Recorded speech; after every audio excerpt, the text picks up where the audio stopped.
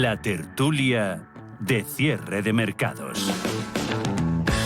Comienzo saludando en este tiempo de tertulia hasta las 5 de la tarde. Vamos a estar en los próximos minutos analizando la actualidad, una actualidad que hoy, 29 de octubre, es una fecha marcada en el calendario para todos los valencianos, pero también para todos los españoles. Comienzo saludando a Isabel Jiménez, directora de la Fundación de Estudios Bursátiles y Financieros. Isabel, muy buenas tardes, ¿qué tal estás? Muy buenas tardes, pues sí, la verdad es que es un día muy triste para la Comunidad Valenciana. Hace un año de la Dana y queda todavía mucho por hacer. Ahora hablamos de ese año, de un poco de esa comisión de investigación, de lo que puede salir de ella y de qué ha pasado en este año. De momento, pocas responsabilidades se han depurado, pocas dimisiones, en fin. Ahora hablaremos de ello. Ayudas también, muy pocas las que han llegado. Pero déjame que salude también a Javier Domínguez de Eurigabonos.es. Javier, muy buenas tardes. ¿Qué tal estás? Hola, Gema. Buenas tardes. ¿Qué tal? Muy bien. Fenomenal. ¿Todo bien? Aquí estamos. Sí que es verdad, día triste. Un día muy triste. Muy triste. Triste en lo emocional, sí. Triste en lo político, sí. Porque efectivamente lo único que estamos evidenciando es la mala conciencia y las malas formas de todos, de la administración central, de la administración autonómica y del ser humano en general, ¿no? O por lo menos del ser político. Y es un momento tremendamente triste. Y además ha pasado un año y si volviera a ocurrir, lamentablemente volvería a ocurrir lo mismo o prácticamente lo mismo, ¿no? Porque el problema de la Dana no fue el aviso, o sí el aviso, porque sí que se estaba llegando y había muchísimas noticias sobre lo que estaba ocurriendo. Era lo de, una vez avisado, no podía ocurrir más que lo que ocurrió, porque tal y como estaban las estructuras, y luego, además, el después de, ¿no? Que eso fue todavía peor. De manera que sí, fue una situación muy triste, muy para olvidar, pero no para olvidar, sino para recordarlo siempre. Uh-huh. Isabel, un año después, hoy es un día triste, sobre todo para más de 200 familias que perdieron a sus seres queridos, aparte de las pérdidas económicas terribles que sufrió la comunidad, que tú viviste en primera persona. Me acuerdo que aquí hablamos contigo, intentamos, pues mandarte ese ánimo y pues mandarte un abrazo, aunque fuera a través de las ondas, para sentirte reconfortada y que todos los valencianos os sintierais un poquito reconfortados. Un año después, ¿a quién pedimos explicaciones? ¿A quién pedimos responsabilidades? ¿Dónde están las ayudas que prometieron? Bueno, queda todavía muchísimo por hacerlo. Primero, acompañar en el duelo a todas esas familias que perdieron a sus seres queridos. Destacar que todavía hay muchas zonas y personas afectadas que lo perdieron todo y que están esperando una respuesta de la administración pública. Reflexionar sobre el papel del sector público, la falta de coordinación de la administración central y la administración autonómica. También la falta de puesta en marcha de actividades preventivas y de ayuda para los ciudadanos. Bueno, tomemos nota de todo lo que se ha hecho mal, ¿no? Todo el tema de tener una subestación eléctrica cerca de una zona inundable, que por supuesto se quedaron sin luz, luego temas de construir en zonas inundables, bueno, y la verdad es que la falta de empatía, la falta de humanidad, sí. Entender el alcance de la catástrofe y reflexionar sobre la incidencia cada vez más fuerte de estos fenómenos climatológicos adversos. Precisamente por lo cual debemos ser muy precavidos, tener en cuenta no solo la previsión meteorológica, sino también pues todos nuestros hábitos diarios, realmente cómo se podrían ver afectados ante una catástrofe. Uh-huh. Nosotros hicimos una jornada en la que pusimos en una misma sala a economistas y arquitectos y pues se estuvo reflexionando sobre el cambio climático, los sistemas de alerta temprana, la planificación urbanística integral, que es muy necesaria, una financiación que escuche a los ciudadanos, financiación verde y financiación directa en momentos de catástrofe, las redes de conocimiento, lo importante que es el conocimiento transversal de diferentes profesiones, y luego que las infraestructuras, además de planificarse, se ejecuten. Aquí estaba el Patricova, que bueno, pues unos por otros, la casa sin barrer, que estaba planificado pero que no se había ejecutado, ¿no? Y bueno, pues hay medidas que se han tomado, bueno, pues felicitar a la administración aquí municipal, bueno, todas las ayudas que se hizo para diferentes barrios y bueno, pues todo lo que se ha planificado, por ejemplo, de parques esponja, porque bueno, pues tenemos que estar preparados a que lo que sucedió desafortunadamente el año pasado, que llovió en un día lo que llueve en un año, eso es una barbaridad. Sí. Pero es que eso sucede, cada vez el mar Mediterráneo está más caliente, las nubes van acumulando ese desajuste y o mal llueve, que es que llueve más de lo que toca, o no llueve. Ya, sí, sí.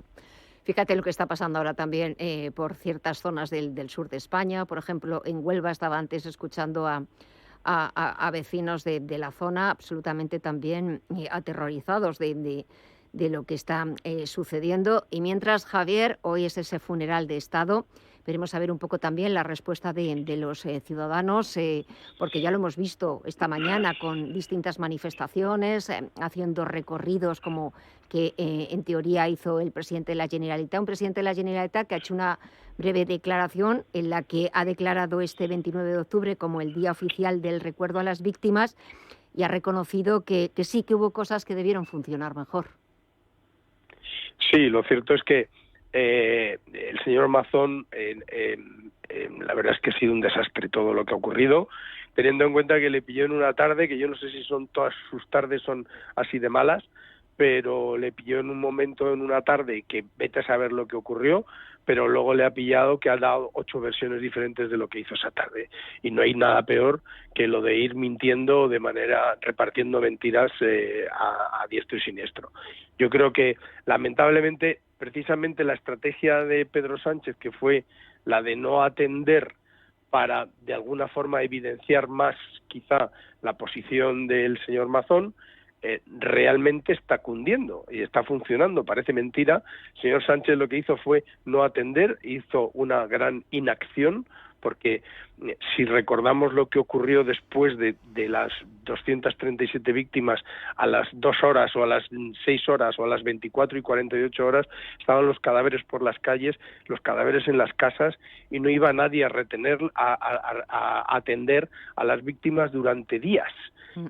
Hubo una población donde el primero que apareció fue un bombero francés que dijo, ¿y dónde están los demás asistencias? Y no había nadie, y se había venido desde Francia con su equipo de bomberos a echar una mano y fue el primero que se encontró. Esa inacción, esa dejación que se hizo tacticista por parte de Sánchez, resulta que está funcionando, y hoy, el día del aniversario, la gente en la calle pedía la dimisión de Mazón como único objeto de búsqueda de resarcirse. Yo creo que es completamente injusto. Yo creo que hay un montón de razones por las cuales esto ocurrió. Primero, el cambio climático del que se está hablando, el calentamiento y todo ese gran diluvio que, por otro lado, no es nuevo, sino que ya ha ocurrido en muchas ocasiones en la Comunidad Valenciana, y que de alguna forma eso no lo puede prever nadie, pero que efectivamente los cauces no tuvieran los sensores debidos, ni tuvieran la estructura debida, y que estuvieran además llenos de vegetación, lo cual hizo que fuera aquello, arremetió con muchísima más fuerza todavía de la que llevaba por sí misma el agua. Evidentemente son muchas razones, son un compendio de asuntos que ahora es verdad que el señor Mazón tuvo la torpeza absoluta de esa tarde, y además tenía un gobierno más o menos reciente y por tanto no estaba coordinado suficientemente para un evento como el que ocurrió, que desgraciadamente acabó en estas 237 víctimas y todo lo que está ocurriendo a partir de ese momento, porque efectivamente pues se habla de un 20% del PIB de Valencia, de la Comunidad Valenciana, se ha perdido en toda esta actuación. De manera que son circunstancias terroríficas, pero que de alguna forma la inacción o la falta de preparación de un gobierno autonómico no quita para que el tacticismo por parte del gobierno central, que lo que tiene que hacer es, como en cualquier organización, cuando un ejecutivo no funciona, siempre hay un ejecutivo por encima que tiene que reemplazarlo o por lo menos sujetarlo. y lo que ocurrió fue que ese ejecutivo que está por encima, que es el gobierno de España, lo que hizo fue retirarse para dejarlo solo en primera línea a ese ejecutivo no ejecutante. De manera que muy triste todo. Isabel, ¿quieres añadir algo más o cambiamos de asunto? Bueno, yo destacaría Sí. que está cuantificado el daño de la Dana en más de 18.000 millones de euros y que, bueno, pues esperar que se ejecuten las ayudas, que hacen falta que se ejecuten las ayudas europeas, nacionales y autonómicas. Entonces, bueno, pues vamos a intentar que esa ejecución tenga lugar en algún momento, porque, como digo, sigue habiendo víctimas, sigue habiendo familias y sigue habiendo zonas muy afectadas, ¿no? Y bueno, pues que se reanude en los colegios o, bueno, todo el tema también de infraestructuras. Es muy importante que se vuelva a la normalidad y no sé, pues un pacto de Estado o no sé cómo denominarlo, pero que haya más coordinación y que haya más empatía, que el dinero llegue. Sí. Que el dinero llegue, las vidas desgraciadamente ya no pueden restituirse, pero ese dinero es muy necesario para volver a levantar esos comercios, esas pequeñas tiendas, todo ese tejido productivo e industrial de Valencia. Y fíjate, estabas hablando de empatía y ahora se me estaba ocurriendo que tenía que también hablar con vosotros. Javier, ¿qué pasa con Junts? ¿Se ha roto ese noviazgo entre Junts y el Partido Socialista? ¿Ya no son novios? Sí, bueno, era un matrimonio tan Sí, un poco raro.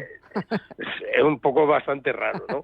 Desde luego, el único que ha cumplido siempre con lo que decía era Junts. Es verdad que él puso encima de la mesa una serie de reivindicaciones, todas locas, ¿no? Porque evidentemente pedir la amnistía y que volviera el señor Puigdemont aquí a España tal cual podía, y luego el PSOE diciendo que sí, ¿no? Hubo... Yo creo que oí ayer 19 o 29 reuniones en Suiza entre ellos dos, entre el PSOE y Junts. Parece mentira en irse a Suiza el señor Santos Cerdán, que ahora está en la cárcel, se acordará mucho de sus viajes a Suiza, a pactar cosas. Y yo no sé si había tantas cosas que pactar, pero lo cierto es que era una cosa completamente anómala. Dicho eso, ahí está el señor Sánchez. Lleva 2 años ya de presidente y en base a estos 7 votos. Ya le apoyaban, ya hacía tiempo que no le apoyaban y por eso las cosas no cambian mucho para Sánchez, ¿no? Porque en definitiva es cada vez que ha habido que sacar una ley de estas que sacaba últimamente, no ha conseguido que le votaran, de que se la aprobaran, de manera que seguirá sin sus presupuestos, sin hacer nada, viendo series de Netflix y cogiendo el Falcon para ir a alguna que otra reunión internacional, porque realmente tiene poco que hacer.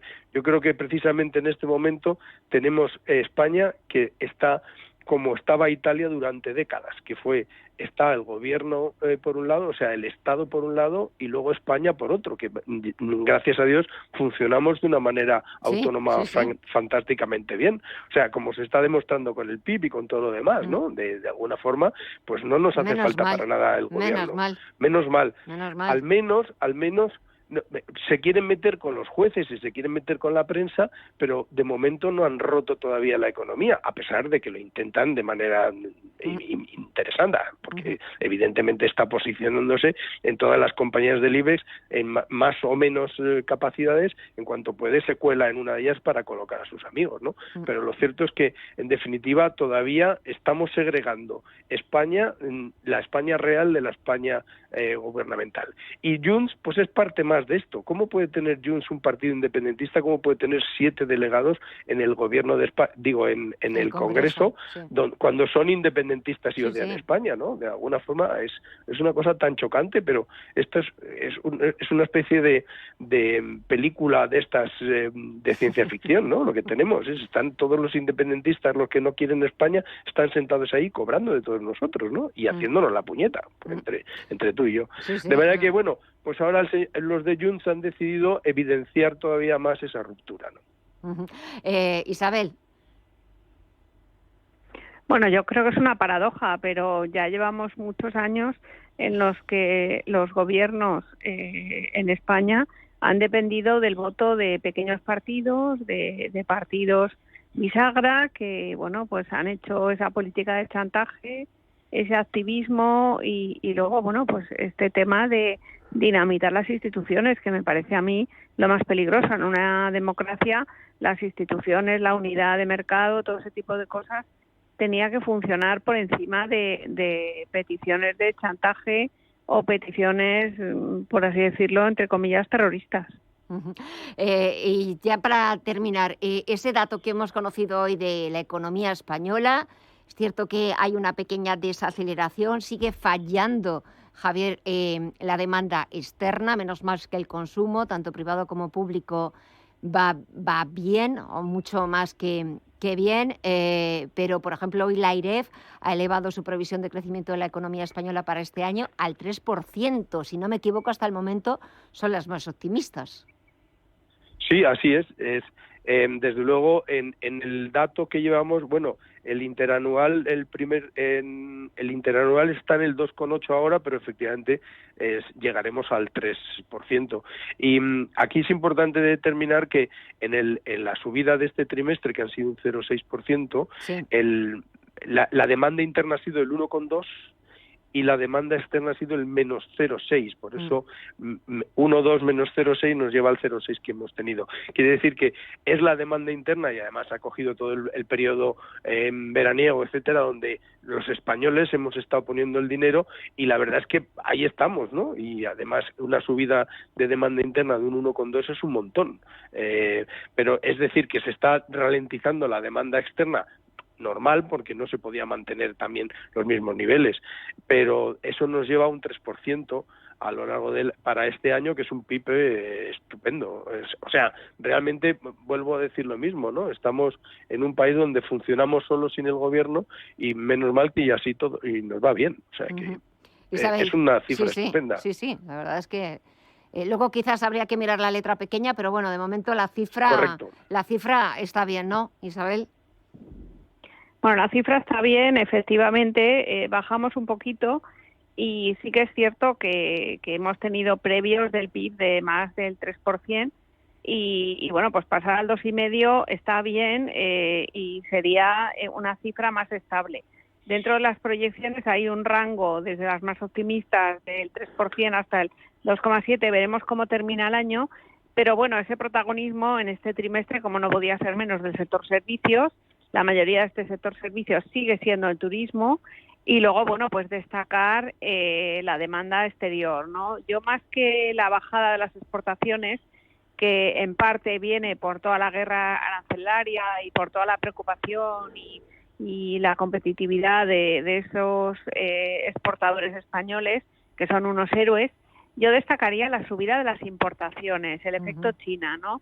Es decir, estamos teniendo muchas importaciones, y bueno, pues esto lastra nuestra balanza de pagos, y hay que intentar, bueno, pues que esas importaciones se reduzcan y que mejore la competitividad de nuestras exportaciones. Pero ya digo que los exportadores son unos héroes, porque con la bajada del dólar realmente el euro está comparativamente mucho más caro, y resulta complicado en muchos productos españoles esa exportación y esa internacionalización con una divisa pues que es más cara y que nos hace menos competitivos por precio, ¿no? Tenemos que avanzar en la I+D, y luego, bueno, pues es verdad que ha subido el consumo privado y el consumo público en ese tercer trimestre, pero lo que deberíamos impulsar más es la inversión. Eso sí que nos ayudaría todavía a ser más competitivos y a esa sostenibilidad de ese crecimiento del PIB. Bueno, Isabel, Javier, muchísimas gracias a los dos por estos minutos, por intentar poner un poquito de sentido común a todo lo que está pasando, y mientras tanto el gobierno que dice que sigue tendiendo la mano a los de Junts, al señor Puigdemont, y que sigue pensando en los presupuestos generales para presentarlos para el próximo año. En fin, señores, Isabel, un fortísimo abrazo, muchos ánimos, sé que hoy es un día muy triste para Valencia, pero también para todos los demás. Así que un abrazo fortísimo, Isabel, mucho ánimo, y Javier, bienvenido después de esos días que has estado por ahí. Muchas gracias. Y nos hablamos la próxima semana. Un abrazo fuerte a los dos. Gracias. Muchas gracias, un abrazo. Adiós. Muchísimas gracias. Adiós. Gracias, adiós, Isabel.